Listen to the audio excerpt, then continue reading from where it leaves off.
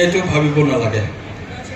মই জাগাৰ মানুহ মহিলা আইসকল ইয়াতে অহাটো ভাল হৈছে না বেয়া হৈছে? ভালো লাগছে তো? ধন্যবাদ। 2 মিনিট বক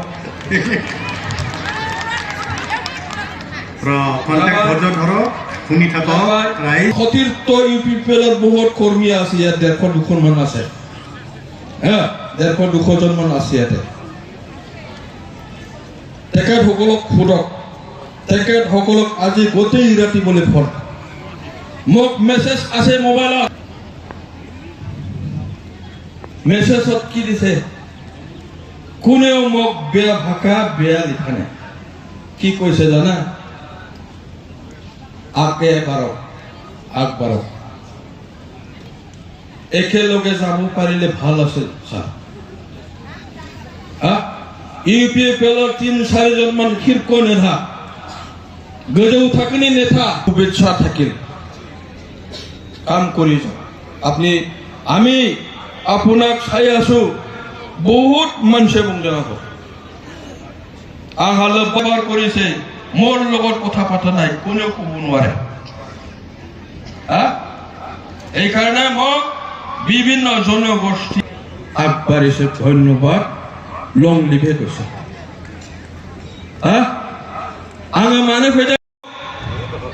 সক্ৰিয় বিজেডিৰ চেয়াৰমেন মেম্বাৰ সকলে কোনে হয়?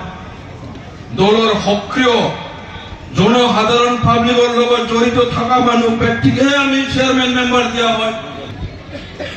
বেয়া লাগে। আমি সেনিয়ৰ